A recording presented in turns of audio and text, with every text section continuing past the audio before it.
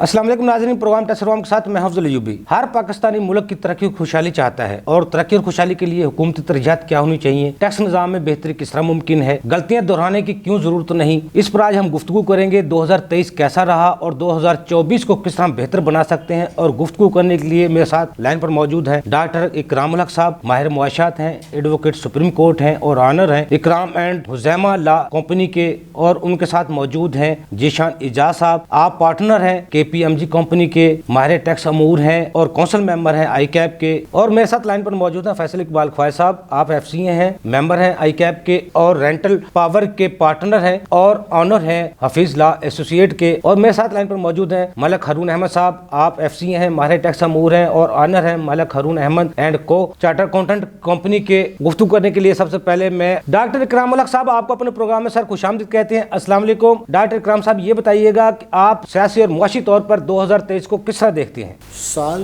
2023 माशी एतबार से पाकिस्तान के लिए बहुत ही ख़राब साल था, क्योंकि इस साल हमने जो हमारा फिस्कल डेफिसिट है यानी मालियाती खसारा वो इतना ज़्यादा हुआ और उसकी वजह से जो हुकूमत को बोरिंग करनी पड़ी वो इतनी ज़्यादा रही और फिर उसके ऊपर सूद की मद में जो पैसा देना पड़ा, ये था बहुत बड़ा मसला। यानी कि हमने उसमें सिर्फ 3.2 ट्रिलियन का डेट सर्विसिंग का बजट रखा, जो कि 5 ट्रिलियन से भी ज़्यादा क्रॉस कर गया। अब मसला इस वक्त पाकिस्तान की मईशत का सबसे जो गंभीर है वो ये है कि जो हमारी डेट सर्विसिंग है यानी कर्ज़ों की वापसी और उसके ऊपर सूद का मसला, चाहे वो एक्सटर्नल हो या इंटरनल हो, इसने पाकिस्तान की मईशत को तबाह करके रखा है। ज़ाहिर है करंट अकाउंट डेफिसिट तो हमारा बहुत बड़ा मसला था ही था, हमारे पास डॉलर है ही नहीं कि हम बाहर के कर्जे जो कि अभी अपने 27 अरब इस नवंबर तक भी अब देने हैं, इसकी वजह से पाकिस्तान बहुत परेशानी का शिकार है। कोई भी हुकूमत आ जाए,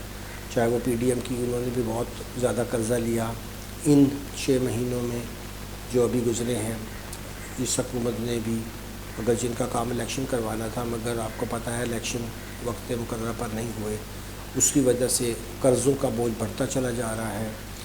इस वक्त ये हालत है कि तमाम कर्ज़े की रकम हमारे महसूलात से भी ज़्यादा है। लिहाजा आप सोचिए कि हमें कर्ज़ों के लिए कर्ज़े नहीं बल्कि सूद देने के लिए भी अब कर्ज़े, तो इसका मतलब है कि डिफेंस का 1.6 बहुत थोड़ा है, मेरे ख्याल में ज़्यादा भी हो सकता है, हमें ज़रूरत भी है, वो भी हम कर्ज़ों से दे रहे हैं। बाकी के जितने भी अखराजात हैं कर्ज़ों से जा रहे हैं। तो अगर हम 2023 में अपने आप को ग्रोथ पे कमी देखते हैं तो उसकी वजह भी यही थी कि करंट अकाउंट में हमने बाहर से चीज़ों को आने में पाबंदी लगाई। मईशत हमारी इंपोर्ट बेस बहुत ज़्यादा है, उससे ग्रोथ कम हो गई। हम मुकामी तौर पर तो इतनी चीज़ें पैदा ही नहीं करते कि वो एक्सपोर्ट के काबिल हों, क्योंकि हमारी जो इस वक्त आपको पता है एनर्जी की कॉस्ट दुनिया में सबसे ज़्यादा है, तो उसकी वजह से भी हम कंपेटिटिव नहीं हैं। जो हुकूमत भी 8 फरवरी के बाद इलेक्शन के नतीजे में आएगी, उसको ये बहुत बड़े चैलेंजेस फेस करना पड़ेंगे। डॉक्टर साहब, बजट अकाउंट खसारा, तिजारती खसारा, यूटिलिटी बिल्स और डॉलर की उड़ान, कीमतों का तयन और मुआशत की बहाली को आप किस तरह देखते हैं? करंट अकाउंट डेफिसिट और जो हमारा फिस्कल डेफिसिट है, इनको तो मईशत की ज़ुबान में ट्विन मेनेसिस कहते हैं। ये दोनों का खसारा जो है ये मुल्क के लिए बहुत तबाहकुन साबित होता है। अब हमें चाहिए तो ये कि हम आइनी तरीके से अगर इसको हल करना चाहते हैं तो सूबों को हमें साथ मिलाकर ये तय करना होगा कि जो हमारे कर्ज़ों का बोझ है, ज़ाहिर है उसमें वो भी हिस्सेदार रहे हैं, लेकिन डेट सर्विसिंग तो सारी फेडरल गवर्नमेंट का सब्जेक्ट है। अब किसी तरह से NFC वार्ड जो 7 था उसके ऊपर दोबारा से बात होनी चाहिए कि क्या हम जो वो कर्जा जात हैं जिनके अदायगी से पहले हम NFC वार्ड का शरह जो है वो तय करें या उसके बाद करें, क्योंकि डेट बर्डन जिस तरीके से बढ़ रहा है और इसका जिक्र जैसे मैंने पहले किया, वो तो अब हमारा इस कदर बढ़ चुका है कि हम सस्टेनेबल ही नहीं हमारे लिए रहा। और कब तक हम नोट छाप कर लोकल सतह पर भी महंगाई की सतह बढ़ाते रहेंगे, तो इस तरह से तो ये मईशत बिल्कुल ही जो है वो नहीं चल पाएगी। खर्चे कम करने का भी मामला जो है सूबों के साथ मिलकर तय होना चाहिए, और जो मिनिस्ट्री हमने 18th अमेंडमेंट के बाद अभी फेडरेशन में रखी हुई हैं वो भी ख़त्म करनी चाहिए।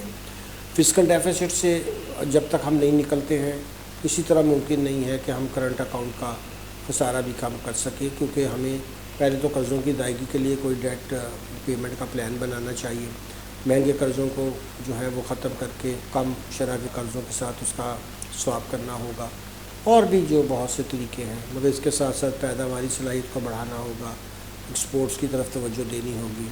تو اس سارے معاملے کے اوپر جب تک وفاق ایک سٹرکچر جو پلاننگ کا اگلے 5-10 سال کی ہے وہ فیڈرلائز نہیں ہوتی، جو منشا بھی ہے اس وقت آرٹیکل 156 کی، تو یہ مسائل کسی طرح سے جو ہیں ہم علیحدہ سائلوز میں بیٹھ کر وفاق اور صوبے حل نہیں کر پائیں گے۔ ڈاکٹر صاحب 2023 ٹیکسیشن کے حوالے سے کیسا رہا؟ 2023 میں ٹیکسوں کی جو وصولی تھی وہ اگرچہ کہا جاتا ہے کہ ہم نے صرف اگر دیکھا جائے تو ایف بی آر نے 7.16 ٹریلین کا ٹیکس اکٹھا کر کے دیا ہے، مگر یہ آپ کو پتہ ہے کہ جو ان کو وہ ٹارگٹ ملا تھا وہ 7.4 تھا، اور پھر اس کو بھی جب دوبارہ ہم نے سپلیمنٹری بجٹ فیبرری میں لے کر آئے تو خیال تھا 7.6 ہوگا۔ خیال رکھا جائے کہ ہماری جو شرح تھی انفلیشن کی وہ 30% کے لگ بھگ رہی، تو اس لحاظ سے ٹیکسز میں گروتھ 14-15% جو ہے وہ صرف اگر ہم مہنگائی کی شرح کو سامنے رکھیں تو زیادہ نہیں ہے۔ دوسری طرف ٹیکس گیپ جو ہے، یعنی کہ جو ہمیں ایکچوئل کلیکٹ کرنا چاہیے جو ہم کر رہے ہیں وہ بھی بہت وسیع ہے۔ میرا تو اپنا اندازہ ہے کہ ہم آسانی کے ساتھ اس کو ڈبل کر سکتے ہیں اگر ہم اپنے ٹیکس کی بیس کو وسیع کر دیں اور ہم اپنے جو ٹیکس کی شرح کم کر دیں۔ اس وقت اگر موجودہ بھی بات مان لی جائے کہ G5 اب تو ہمارے 0.8 ملین ٹیکس پیئر کی ریٹرنز آ گئی ہیں، تو پھر بھی ایکٹیو ٹیکس پیئر لسٹ میں سے کتنوں نے کتنا پے کیا، یہ F B R qualitative data نہیں دے رہا پبلک کو، جو آرٹیکل 19A کی خلاف ورزی ہے۔ یہ پبلک کی انفارمیشن ہے اور سب کو پتہ ہونا چاہیے کہ امیر لوگوں کی ٹیکس کی دینے کی تعداد تو نہ ہونے کے برابر ہے۔ اگر 2000 بڑی کمپنیاں نکال دیں تو پاکستان کا ٹیکس اگر آپ دیکھیں گے تو 80% تو وہیں سے آ جاتا ہے۔ یہ ایک طرح سے جو ہمارے ادارے ہیں، چاہے وہ صوبائی ہیں ٹیکس اکٹھے کرنے کے یا وفاق کا فیڈرل بورڈ آف ریونیو ہے، ان کی ناکامی ہے، اور صوبوں نے تو صرف 0.8% ٹیکس کی طرف جو ہے وہ GDP کا لحاظ سے اضافہ کیا ہے۔ اب آپ سوچئے کہ اتنے بڑے بڑے صوبوں میں جہاں خاص طور پہ پنجاب 130 ملین کے ساتھ کیا صرف 264 بلین ٹیکس اکٹھا کرنا چاہیے۔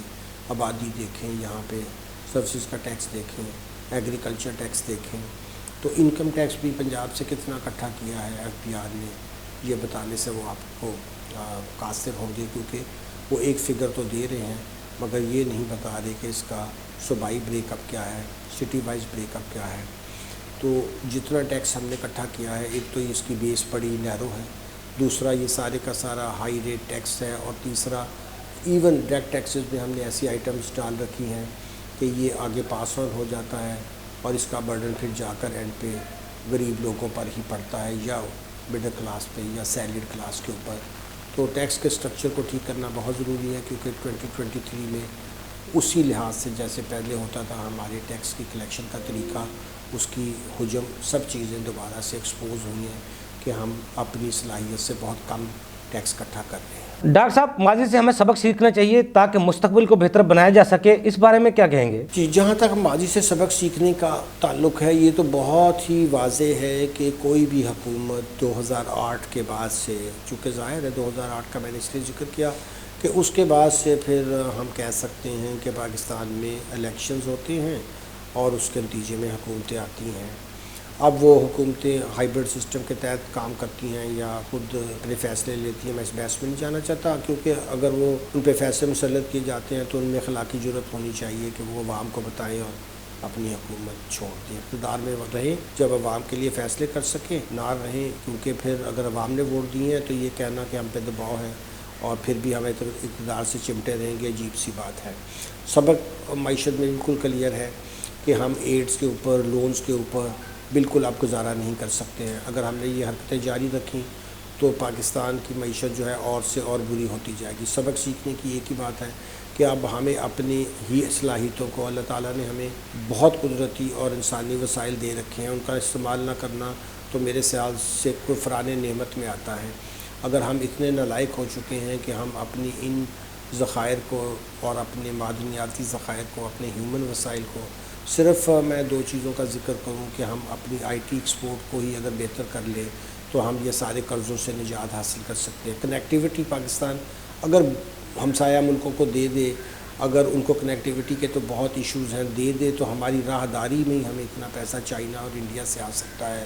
تیسری، ہم اپنی ایگریکلچر پہ توجہ دیں، یہاں سے ہم اپنی غذائی ضروریات پوری کر کے 100 بلین سے زیادہ کا ایکسپورٹیبل سرپلس ہر سال نکال سکتے ہیں۔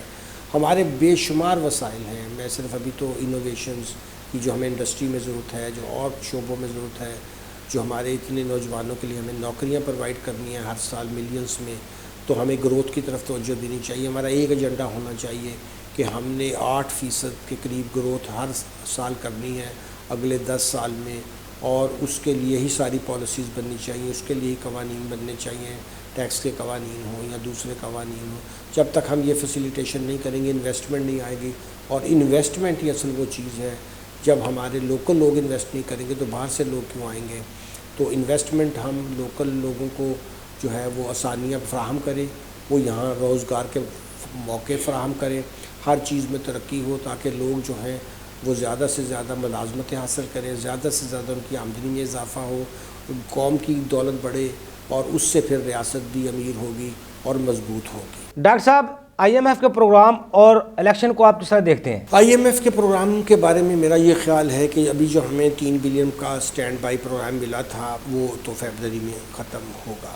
ان کا بھی یہ اندازہ تھا کہ الیکشنز تک تو یہ ایک آپ کو خاص رعایت دی جائے، کیونکہ پچھلا پروگرام 6 بلین کا 39 منتھس کا ہم نہیں کر سکے ہیں۔ یہ ایک اور نالائکی ہے کہ 23 پروگراموں میں سے صرف ایک پروگرام ہم نے پورا کیا PMLN کے زمانے میں 2018، اور وہ بھی اس میں ہم نے 30 ایک قسم کے ویور لیے، اور وہ بھی ہم نے کوئی اسٹرکچر ریفارمز نہیں کی، اور جو بھی یہ کہتا ہے کہ نہیں جی ہم نے اس پروگرام کے تحت بڑی ترقی کی، بالکل غلط بات کہتے ہیں۔ اور اب مجھے یہ اب بتانا ہے آپ کے ناظرین کو کہ $27 بلین ہم نے نومبر تک پے کرنے ہیں، تو ہمیں ایک اور IMF کا بڑا پروگرام تو چاہیے۔ ہمارے پاس یہ صلاحیت ہے نہیں کہ ہم یہ پے کر سکیں۔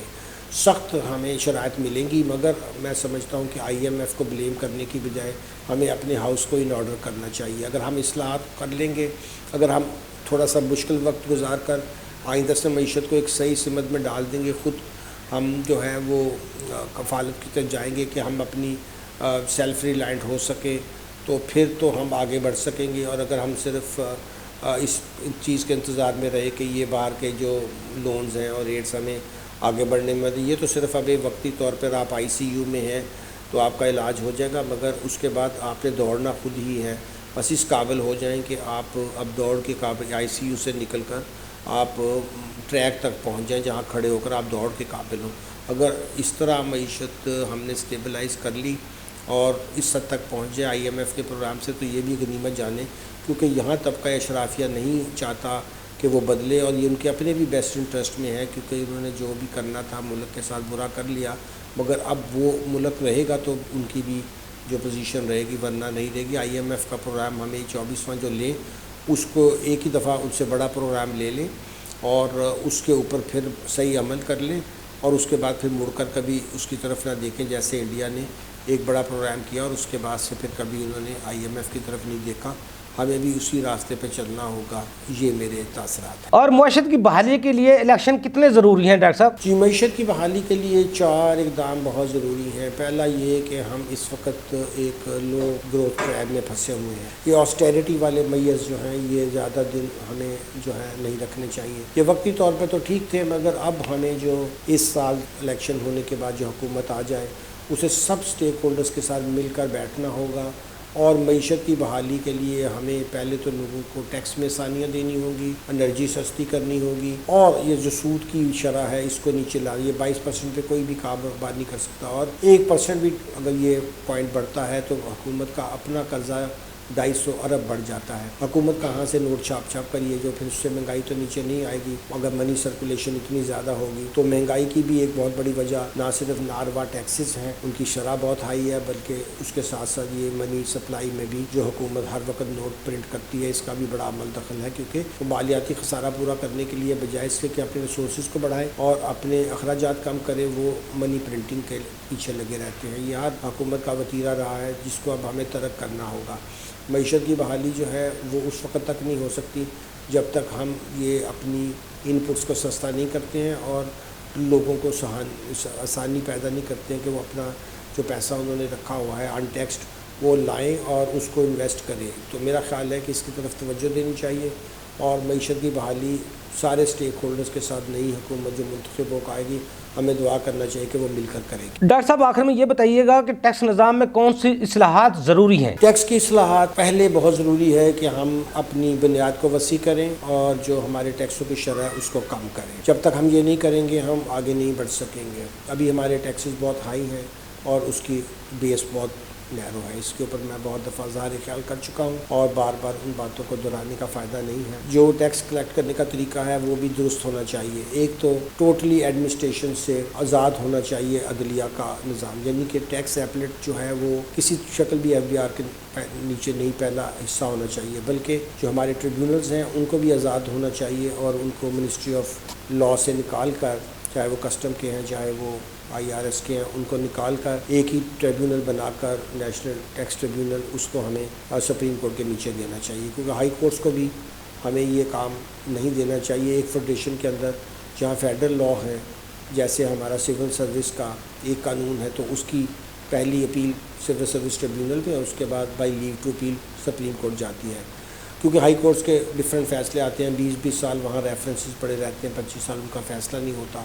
تو میرا خیال ہے کہ اس میں پیراڈائم شفٹ لانے کی ضرورت ہے, کیونکہ جب تک انصاف کا جو عمل ہے وہ پائیدار اور اچھا نہیں, افیکٹو نہیں ہوگا, ٹیکس کی کمپلائنس بھی درست نہیں ہوگی. ٹیکس کی کمپلائنس کو ٹھیک کرنے کا دوسرا بڑا جو ہمیں ایک اچھی ٹیکس ایجنسی بنانی چاہیے جو فیڈرلائزڈ ہو اور ایک ہی قومی ایجنسی ہو جو سارے طرح کے ٹیکسز اکٹھا کرے, بجائے اس سے کہ ہم فردر فریگمنٹیشن کرنا چاہتے ہیں کہ کسٹم کو اس سے علیحدہ کر دیں. جتنی بیوروکریسی کو آپ بڑھائیں گے اتنے ہی زیادہ آپ مشکلات کا شکار ہوں گے. ہمیں ان کو کم کرنا چاہیے, ایفیشینٹ ٹیکس ایجنسی بنانی چاہیے جو آٹومیشن پہ ہو, جہاں پروفیشنلز کام کریں اور جس کے اوپر سخت اوور سائٹ ہو پارلیمنٹ کی بھی اور عدلیہ کی بھی. اگر یہ دو کام ہم کر لیں اور ٹیکسوں کے نظام کے اندر جو پیچیدہ ہمارے قوانین ہیں ان کو سادہ کر لیں, اردو زبان میں بھی لے آئیں اور میں تو کہتا ہوں کہ علاقائی زبانوں میں بھی ترجمہ ہو اس کا. کیونکہ ٹیکس کی کمپلائنس سے ہم لوگوں کو یہ بتائیں کہ ٹیکس آئے گا تو ہم آپ کے لیے social services, health, education, transportation اور ہاؤسنگ اور لوکل باڈیز کے اوپر جو پیسے جائیں گے وہ وہیں ان لوگوں پر ہی خرچ ہوں گے. ٹیکس کا نظام اگر انسانوں کے فائدے کا نہیں ہوگا اس کی کمپلائنس بھی نہیں ہوگی. عوام کے لیے اگر بنانا ہے تو عوام کو ٹیکس دینے کا کوئی فائدہ بھی ہونا چاہیے. ابھی انڈیا میں دیکھ رہا تھا کہ انہوں نے ایئرپورٹ کے اوپر ٹیکس پیئرز کے لیے علیحدہ لاؤنج بنائے ہیں تاکہ پتہ چلے کہ ٹیکس پیئر کی عزت کس طرح ہوتی ہے. اور جو ٹیکس نہیں دیتے, ہم نے نان تھے فائلرز, ان سے زیادہ ٹیکس لے کر ان کو بڑھاتے رہے. اب جب ہمیں باہر سے آئی ایم ایف نے کھینچا ہے تو پھر اب ہم ان کے کبھی بجلی اور کبھی ان کے موبائل, کبھی ان کی زندگی سے ریلیٹڈ جو ضروریات ہیں اس کو کاٹنا چاہتے ہیں. یہ اس طرح سے کمپلائنس نہیں ہوتی. کمپلائنس کا طریقہ ہے کہ لوگوں کو ٹیکس کی طرف مائل کریں, فرم رہیں, ٹیکس صارف سے جو ڈیو ہے وہ لیں, یہ معیارات ختم کریں, ساری ایگزمپشنز وڈرا کریں, لو ریٹ ٹیکس لے کر آئیں اور اس کے بعد اس کو کلیکٹ کرنے کی ایجنسی جو ہے وہ عوام کی خدمت کے لیے ہو, نہ کہ عوام کے اوپر ڈنڈا چلانے کے لیے اور پولیس کی مینٹیلٹی رکھتی ہو. یہ پوائنٹس بہت ضروری ہیں. اگر یہ نہیں کریں گے تو ٹیکس میں اصلاحات بالکل بیکار ہو. بہت شکریہ ڈاکٹر کرام الحق صاحب, آپ نے ہمیں ٹائم دیا. جی ناظرین, میرے ساتھ اس وقت لائن پر موجود ہے ملک ہارون احمد صاحب. السلام علیکم سر, آپ کو اپنے پروگرام میں سر خوش آمدید کہتے ہیں. سر, معاشی لحاظ سے 2023 میں حکومتی معاشی پالیسیوں کو کس طرح دیکھتے ہیں اور ٹیکس نظام میں کیا 2023 میں کوئی بہتری آئی؟ 2023 کی بات کی جائے تو اس پیریڈ میں جو معاشی پالیسیز ہیں ان کے اندر اگر مارک اپ کی بات کی جائے تو اتنا ہائی مارک اپ تھا کہ کاسٹ آف ڈوئنگ بزنس جو ہے بہت بڑھ گیا. 21% پہ جب مارک اپ پہنچ جائے گا تو کاسٹ آف ڈوئنگ بزنس کیا ہوگا اور بزنس مین کیسے سروائیو کرے گا. دوسری طرف ٹیکسیشن جو ہے ود ہولڈنگ ریٹس جو ہیں وہ بڑھا دیے گئے, تو ٹیکس پیئر کی جو کاسٹ آف ڈوئنگ بزنس ہے اس کو انکریز کر دیا گیا. اسی طرح سے super tax, capital value tax اور ڈیمڈ انکم کے اوپر جو 7E کا ٹیکس ہے وہ انفورس کیے گئے.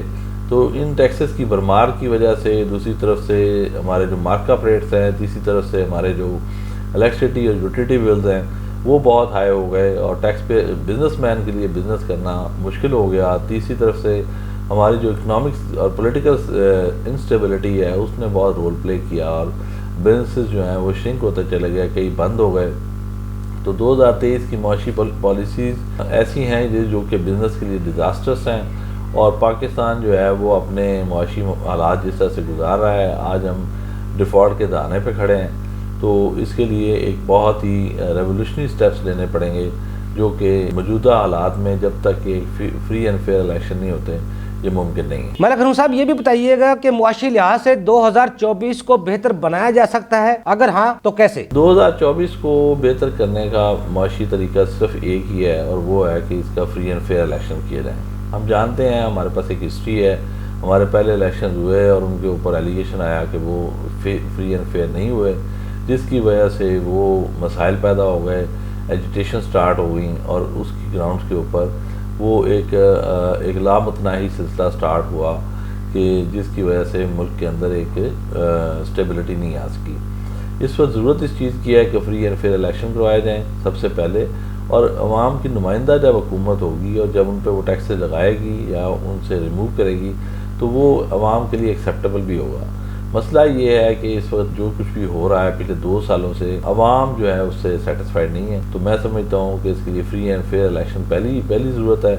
دوسری ضرورت ہے کہ اس وقت لوور مارک اپ کیا جائے۔ تیسری ہے کہ اس میں اندر ہم کم سے کم ٹیکسز کو ریڈیوس کریں اور ٹیکس بیس کو بڑھائیں۔ سر 2024 میں ٹیکس ترامیم لا کر ٹیکس اہداف کو محفوظ بنایا جا سکتا ہے؟ ٹیکسیشن نظام میں کیا ترامیم کی جائیں؟ تو ٹیکسیشن نظام میں ترامیم دیکھیں، پہلی چیز تو یہ ہے کہ 2024 کا سال کمپلیٹ ہونے کو ہے۔ اس سال کا آغاز انٹیگریشن اور ای انوائسنگ سسٹم کو امپوز کر کے کیا گیا ہے، نئے نوٹیفیکیشنز آئے ہیں، بہت سارے سیکٹرز کو اس کے اندر کور کیا گیا ہے۔ یہ ایک اچھا انیشیٹو ہے، لیکن اب اس کے ساتھ ضرورت اس چیز کی ہے کہ اس کو امپلیمنٹ کیا جائے اور لوگ جو ہیں اس کو فالو کریں۔ ابھی اسٹینڈ بائی ارینجمنٹ جو IMF کے ساتھ طے پایا ہے، اس کے اندر یہ بات ہونے جا رہی ہے کہ جو بھی شارٹ فال ہوگا ان کلیکشن آف ریونیوز، وہ آنے والے مہینوں پہ ڈیوائڈ کر دیا جائے گا اور نئے ٹیکسز کو امپوز کیا جائے گا۔ اگر یہ نئے ٹیکسز امپوز کیے جاتے ہیں تو ٹیکس پیئر، یہ موجودہ ٹیکس پیئر کے اوپر ایک نیا برڈن ہوگا جو کہ بہت ساری مشکلات پیدا کرے گا۔ تو اس لیے مزید ٹیکسز کو نہ لگایا جائے اور ایگزسٹنگ ٹیکسز کو کم کیا جائے، اور تھرڈلی ٹیکس بیس کو بڑھایا جائے۔ اور ابھی سننے میں یہ آ رہا ہے کہ SIFC کے اندر FBR کو لایا جا رہا ہے، اور FBR کی جو مینجمنٹ ہے یا ٹیم جو چیئرمین شپ ہے اس کو ختم کیا جا رہا ہے، which is totally I am against it, کیونکہ جو موجودہ FBR ہے اس نے پچھلے دہائیوں کے اندر بہت ہی اچھے لیول پہ پاکستان کی اکانومی کو سٹینڈ کیا ہے، اس کے ساتھ کھڑا ہے اور اس نے کلیکشن کر کے دی ہے۔ تو میں سمجھتا ہوں اس میں 100 خامیاں ہوں گی، لیکن موجودہ FBR ہی اس قابل ہے کہ وہ اس کو مینج کر سکے، بجائے اس کے کہ اس کو کسی کے انڈر کر دیا جائے تو یہ مزید مسائل کا باعث بنے گا۔ ملک حرون صاحب آخر میں یہ بھی بتائیے گا کہ اگر فروری میں الیکشن ہو جاتے ہیں تو ظاہر نئی حکومت آئے گی، اور نئی حکومت جو آئے گی اس کی پہلی ترجیحات کیا ہونی چاہیے؟ جہاں تک تعلق ہے الیکشن کے بعد آنے والی گورنمنٹ کا، تو میں نے پہلے کہا کہ معاشی اسٹیبلٹی یا اسی وقت پاسبل ہے اگر ٹرو اینڈ فیئر الیکشن ہوتے ہیں۔ پہلا تو ہمارا مسئلہ یہ ہے کہ کیا الیکشن فیئر ہوں گے۔ اگر یہ فیئر ہوتے ہیں، کیونکہ لوگوں کو بہت سارے خدشات ہیں کہ یہ فیئر نہیں ہوں گے، اگر یہ فیئر نہیں ہوتے اور اس کے اندر کوئی بھی ڈاؤٹ کریٹ ہو جاتا ہے تو لازمی بات ہے کہ ایجیٹیشن سٹارٹ ہوگی، جو ایجیٹیشن ایک ان اینڈنگ پروسیس ہے، اور جس کے نتیجے میں کنٹری جو ہے پھر ایک پولیٹیکل انسٹیبلٹی کا شکار ہو جائے گا، اور جب تک وہ پولیٹیکل انسٹیبلٹی رہے گی اکنامک کنڈیشنز امپروو نہیں کریں۔ اگر وہ بہتر ہو جاتا ہے، فری اینڈ فیئر الیکشن ہوتا ہے، تو پھر اس گورنمنٹ کو ٹیک اپ کرنے میں، اور اس کا پہلا جو بجٹ ہوگا وہ اس سال جون 2024 میں آئے گا، اور اس میں اس کا فوکس ہی ٹیکس بیس کو بڑھانے کے اوپر ہونا چاہیے، بجائے اس کے ٹیکسز کو اس کے، اور دوسری بات یہ کہ مارک اپ کو کم کیا جائے، اور تیسرا یوٹیلیٹی ریٹس کے اوپر بھی دیکھا جائے کہ اس کو کیسے مینج کیا جا سکتا ہے، کیونکہ اس وقت کاسٹ آف ڈوئنگ بزنس جو ہے بہت بڑھ چکا ہے، اور ہم ریجن میں کہیں سٹینڈ نہیں کر رہے ہیں، ہمارا جو فنڈ بہت نیچے آ چکے ہیں، ڈیٹ ڈیفالٹ کا خدشات، ہمیں اپنے ان چیزوں کو ٹرولی پڑے گا جو کہ جتنے معاہدات ہیں اور دنیا فیل کرے۔ تھینک یو، بہت شکریہ ملک حرون صاحب، آپ نے ہمیں ٹائم دیا۔ ناظرین چھوٹا سا کمرشل بریک، ہمارے ساتھ رہیے گا۔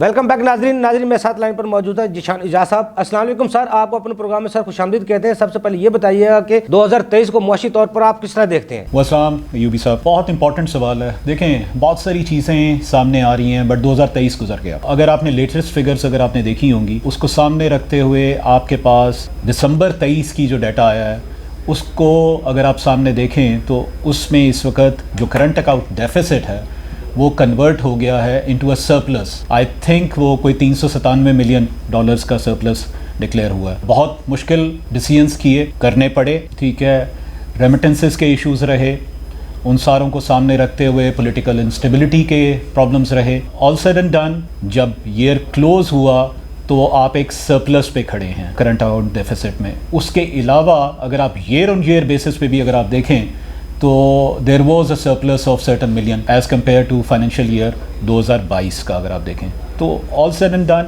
ہم نے کچھ چیزوں کو غور کرنے کی ضرورت ہے.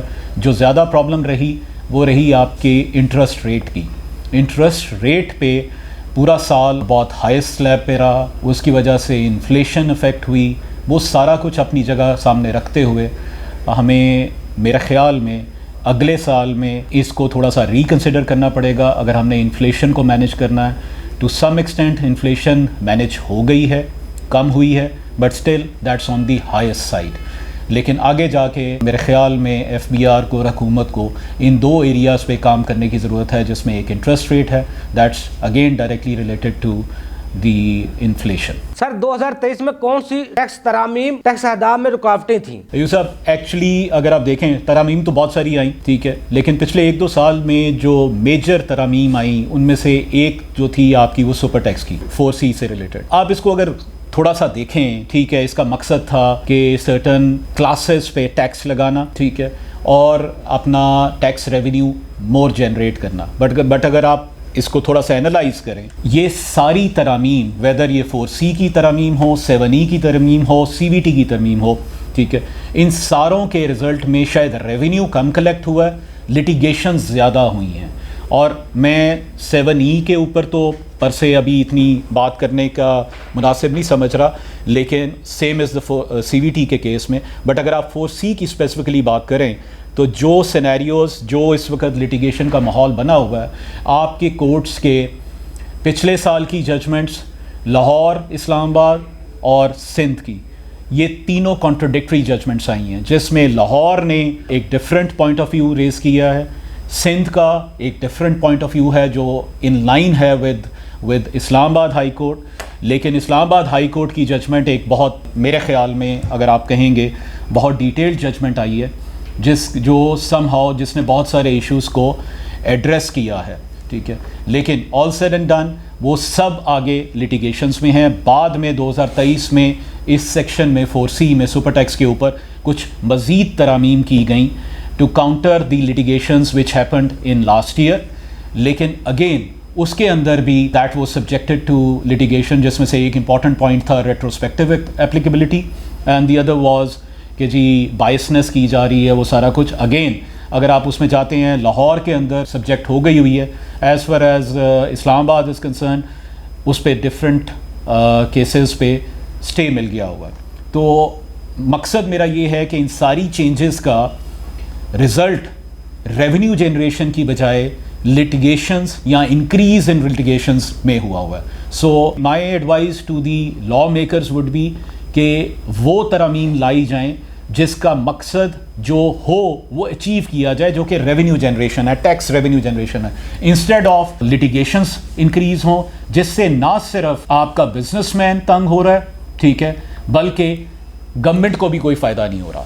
دوسری ایک جو چینجز جو میرے خیال میں بہت زیادہ کنٹروورشل رہی وہ رہی سیلری ٹیکسیشن کی ایگزمپشنز ختم کرنا, اور as a result salaried tax payer پہ ٹیکس انکریز کرنا. تو یہ ایک ایریا ایسا ہے جس پہ میرے خیال میں گورنمنٹ کو آگے دیکھنا چاہیے. یا تو پرانی جو ایگزمپشنز وڈرا کی گئی ہیں ان کو رینسٹیٹ کیا جانا چاہیے, یا پھر آپ کو دیکھنا چاہیے کہ سرٹن ریڈیوس ریٹ اویلیبل ہوں for the salaried tax payers, because ultimately these are those class of tax payers جو سم ہاؤ ڈاکیومنٹڈ ہوتے ہیں, اور جب بھی جو بھی سینیریو ہوتا ہے ان بیچاروں پہ ٹیکس امپلیکیشنز ہمیشہ ہوتی ہیں. اور اگر آپ بیک یعنی ہسٹوریکلی اگر آپ دیکھیں تو یہ بیچارے لٹیگیشنز میں بھی نہیں جاتے, تو جو ٹیکس لگایا جاتا ہے وہ اسٹریٹ ود ہولڈنگ کی مد میں سرکار کو آ جاتا ہے. But these are also those tax payers جو انفلیشن سے ڈائریکٹلی افیکٹ ہوتے ہیں, तो एक तरफ तो सरकार की तरफ से इंक्रीज टैक्स इम्पैक्ट आता है, दूसरी तरफ इनके तरफ ये मसला शुरू हो जाता है कि जी इन्फ्लेशन का इम्पैक्ट भी आ रहा होता है, तो टेक होम अफेक्ट करता है, तो ultimately these are the middle class which are being affected very much. Sir ये भी बताइएगा कि 2023 में टैक्स अहदाफ में कौन सी टैक्स तरामीम रुकावटें थीं? 2023 का जैसे हमने जिक्र किया कि जी उसमें ये मसले मसाइल थे और लिटिगेशंस भी आई, सर्टन लॉ चेंजेस की गई, वो सारा कुछ अपनी जगह था। बट अगर 2024 को देखें और 2023 के इख्तिताम के आगे हम अगर चीज़ों को सामने रखते हुए देखें, तो मेरा जहाँ तक ख्याल है टैक्स लॉस के पर्सपेक्टिव से हमें इस एंगल से देखना पड़ेगा कि कौन सी ऐसी चेंजेस हैं जो हमें लानी पड़ेंगी, जो पास्ट में भी लाई गई और शायद पॉलिटिकल प्रेशर की वजह से समहाउ सस्टेन नहीं कर सकी। मेरा इशारा लाजमी बात है रिटेल टैक्स की तरफ से है, मेरा इशारा लाजमी बात है प्रॉपर्टी ट्रांजैक्शंस के ऊपर टैक्स के ऊपर है, मेरा इशारा लाजमन एग्रीकल्चर सेक्टर के ऊपर टैक्स के ऊपर है। ये 3-4 एरियाज़ पे हमें फोकस करने की ज़रूरत है। इसके अलावा जो बहुत इंपॉर्टेंट पॉइंट मैं हाईलाइट करना चाहूँगा, हम लोगों ने नॉन फाइलर का एक कॉन्सेप्ट पिछले बहुत सालों में आता जाता रहा हुआ है। हम क्या करते हैं कि नॉन फाइलर को कहते हैं कि यार तुम इस ट्रांजैक्शन करने के लिए सर्टन इंक्रीज्ड अमाउंट टैक्स दे दो। मेरा जहाँ तक ख्याल है इट्स अ सॉर्ट ऑफ एमिनिस्टी। हम नॉन फाइलर्स को एक्चुअली फैसिलिटेट करते हैं कि यार तुमने अगर करोड़ रुपया रेवेन्यू कमाया है और उस पर कोई टैक्स नहीं दिया और तुमने 20 लाख की गाड़ी खरीदनी है, तो तुम लाख रुपए की बजाय 2 लाख रुपया टैक्स दे दो। करोड़ रुपए पे उसने टैक्स देना था 20 लाख रुपया, वो गाड़ी खरीदते वक्त 2 लाख रुपया 1 लाख रुपया एक्स्ट्रा टैक्स दे देता है और रिमेनिंग जो 80 लाख रुपया है वो टैक्स से बच जाता है और नॉन फाइलर भी रहता है वो। तो उसको सामने रखते हुए मेरा जहाँ तक ख्याल है नॉन फाइलर के कॉन्सेप्ट को दोबारा सोचने की ज़रूरत है और सर्टन सेक्टर्स को आपको ये कह देना पड़ेगा कि नॉन फाइलर वो ट्रांजैक्शन कर ही नहीं सकता, गाड़ी नहीं खरीद सकता, प्रॉपर्टी नहीं खरीद सकता, इंटरनेशनल ट्रैवल नहीं कर सकता। जब आप इस तरह की रिस्ट्रिक्शंस लेके आएंगे तो फिर आप टैक्स नेट बढ़ाएंगे और उन लोगों से टैक्स लेंगे जिन पे टैक्स इंक्रीज करना बनता है। बहुत शुक्रिया जीशान इजाज साहब, आपने हमें टाइम दिया। जी नाज़रीन, मेरे साथ इस वक्त लाइन पर मौजूद है फैसल इकबाल ख्वाजा साहब। फैसल इकबाल ख्वाजा साहब, आपको अपने प्रोग्राम में सर खुशामदीद कहते हैं। अस्सलाम वालेकुम फैसल इकबाल ख्वाजा साहब। पाकिस्तान में 2023 में सियासी और मौशी तौर पर क्या हालात रहे, आप उनको किस तरह देखते हैं, ये बताइएगा। बिस्मिल्लाहिर्रहमानिर्रहीम। अयूबी साहब, जो पाकिस्तान की माशी हालात 2023 में थे ये नहायत ही पसमानदा थे। अगर हम 2023 के आईने में पाकिस्तान को देखें तो अगर मैं ये कहूँ कि इकनॉमिकली ये वर्स्ट ईयर था हिस्ट्री ऑफ पाकिस्तान में, तो ये 2022 और 23 दोनों वर्स्ट ईयर थे हिस्ट्री ऑफ पाकिस्तान में, जिसमें हमने 100 रुपये से ज़्यादा अपने रुपये को डिवेल्यू होते देखा after the fall of government of Imran Khan. क्योंकि बेसिकली इंस्टेबिलिटी आ गई, पॉलिटिकल इंस्टेबिलिटी थी, इकनॉमिक इंस्टेबिलिटी थी और इन चीज़ों ने ओवरऑल इकनॉमिक कंडीशंस को बहुत हैम्पर किया और हैम्पर करने की वजह से पाकिस्तान में यहाँ पे इकनॉमिकली जो ग्रोथ हो रही थी वो एकदम से रुक गई। क्योंकि ज़्यादातर जो प्रेशर्स आए वो थे क्योंकि हमारे पास फॉरेन करेंसी के रिज़र्व्स नहीं थे। ये जो फॉरेन करेंसी के रिज़र्व्स हैं ये पिवटल रोल करते हैं किसी भी कंट्री की बैकबोन में, लेकिन इस वक्त अनफॉर्चुनेटली हमारा जो बैलेंस ऑफ ट्रेड भी नेगेटिव है, उससे हमारी इकनॉमिक कंडीशंस बहुत वर्स्ट हैं। हमारा फॉरेन करेंसी रिज़र्व भी 7-8 अरब डॉलर पे लॉक्ड है, जिसकी वजह से हम लोग एक बहरान से गुजर रहे हैं, माशी बहरान से गुजर रहे हैं। हमारी तमाम इंपोर्ट ओरिएंटेड टेक्सटाइल इंडस्ट्री जो एक्सपोर्ट में जाती थी वो बंद पड़ी है। तो जब हम ये एक्सपोर्ट्स नहीं कर सकेंगे तो ये बैलेंस ऑफ ट्रेड मज़ीद वर्स्ट से वर्स्ट होता जाएगा। एक वक्त ऐसा भी आएगा कि जिसमें फिर हमें इसके बारे में एक कोई स्टेप लेने पड़ेंगे कि ये हमारा फॉरेन करेंसी का जो रिज़र्व है ये बहुत बेहतर हो और फिर हमारे माशी हालात ठीक हो सके। फैसल इकबाल ख्वाजा साहब, 2024 को माशी तौर पर पाकिस्तान को हम मजबूत कर सकते हैं तो कौन सी हमें प्लानिंग करनी चाहिए? सबसे पहले हमें पॉलिटिकल इंस्टेबिलिटी की ज़रूरत है 2024 में, जिसके लिए जो सबसे ज़रूरी चीज़ है वो है इलेक्शंस। इलेक्शंस वक्त पे होने चाहिए। यहाँ पे इलेक्टेड गवर्नमेंट जो है वो अच्छे डिसीजंस ले। एक प्लानिंग कमीशन बनना चाहिए। प्लानिंग कमीशन के बगैर हम कोई भी तरक्की हमारा मुल्क नहीं कर सकेगा। आज से अगर मैं पीछे चला जाऊँ 30 साल पहले, हमारे यहाँ पे 5 साल मंसूबे 10 साल मंसूबे ECC बनाता था और उन मंसूबों की बेसिस पे ही फैसले होते थे। अब हमारी जो इकोनॉमिक स्ट्रेटजी है ये बड़ी शॉर्ट टर्म के लिए बनती है और फिर उसमें बड़ी तेज़ी से चेंज आ जाती है। ना सिर्फ हमें पॉलिटिकल स्टेबिलिटी चाहिए बल्कि हमें अपने एम्स, एम्बिशंस, हमारे गोल्स और कंट्री के जो हमारे आइकॉनिक स्टैंडर्ड्स इनको हमें सेट करना पड़ेगा कि मतलब हमने अपनी मुल्क को इस माशी बहरान से निकालने के लिए इस राहों पे चलाना है। जब तक हम उन राहों का तयन नहीं करते और अपने मकसद के लिए जो इकनॉमिक हालात को ठीक करने की ज़रूरत है उन पे हम आते नहीं, तब तक मुझे 2024 में भी कोई खातर खा कामयाबी नज़र नहीं आती। 2024 में कामयाबी के लिए सबसे पहला जो स्टेप है वो है पॉलिटिकल गवर्नमेंट का पाकिस्तान में होना।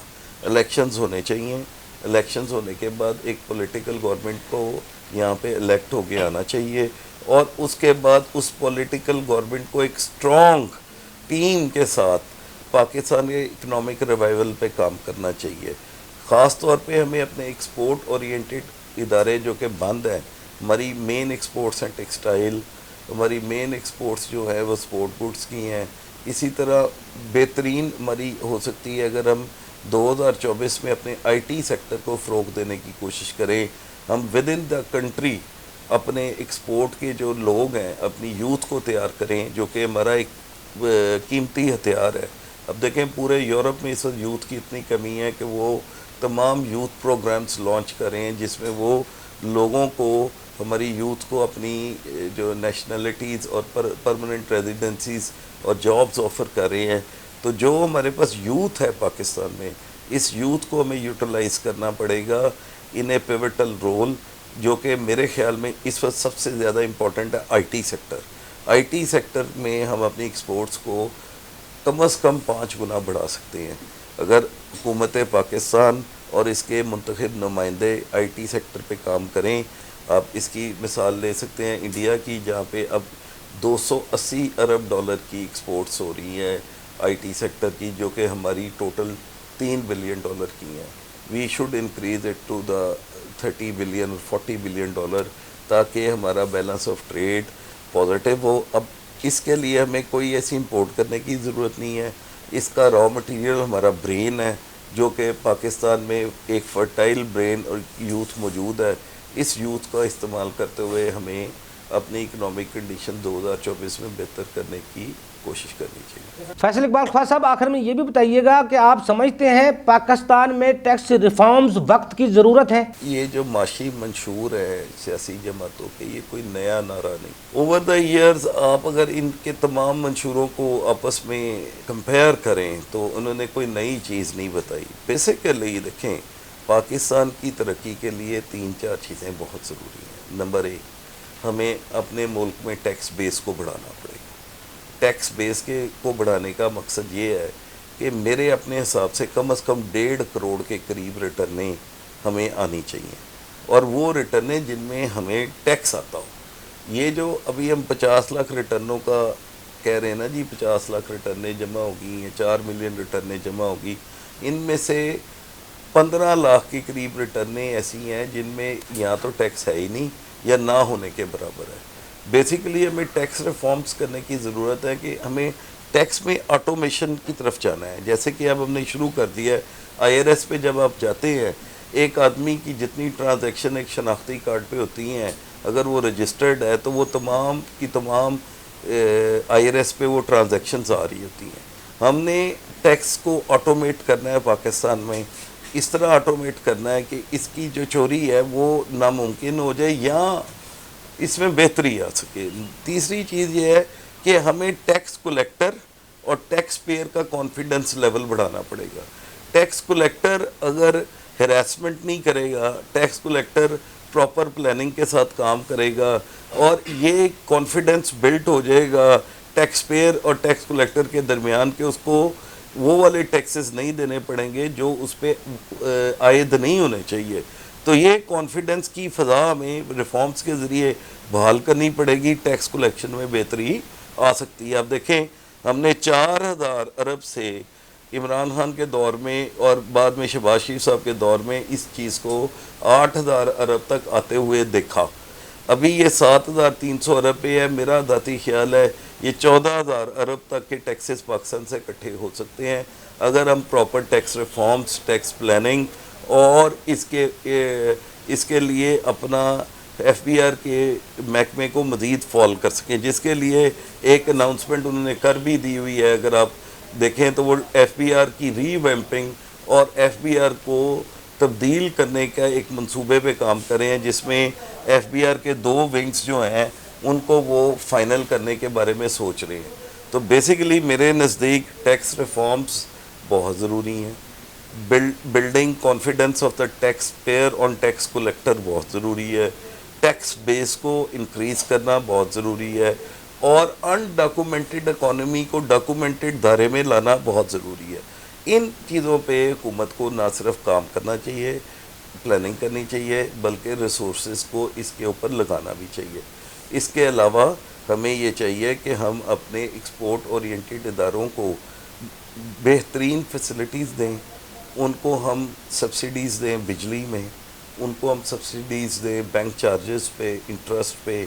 فوری طور پہ ایکسپورٹ ریلیٹڈ اداروں کو انٹرسٹ ریٹ جو ہے وہ واپس 4-5% پہ آنا چاہیے.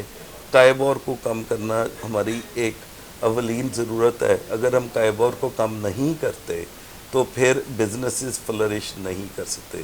تو قائبور میں ریڈکشن کرنا اور انٹرسٹ ریٹ کو ان پیرٹی لانا تاکہ level playing business field Pakistani business means کو بھی مل سکے, یہ بہت امپورٹنٹ ہے. اگر ہم اس میں کامیاب ہو جاتے ہیں تو پھر 2024 آنورڈ میرے خیال میں پاکستان میں بہت ترقی ہو سکتی ہے. بہت شکریہ فیصل اقبال خواجہ صاحب, آپ نے ہمیں ٹائم دیا. ناظرین, اگلے پروگرام تک کے لیے افضل ایوبی کو اجازت دیجیے. اللہ حافظ. پاکستان زندہ باد. دیکھیے پروگرام ٹیکس اور عوام افضل ایوبی کے ساتھ.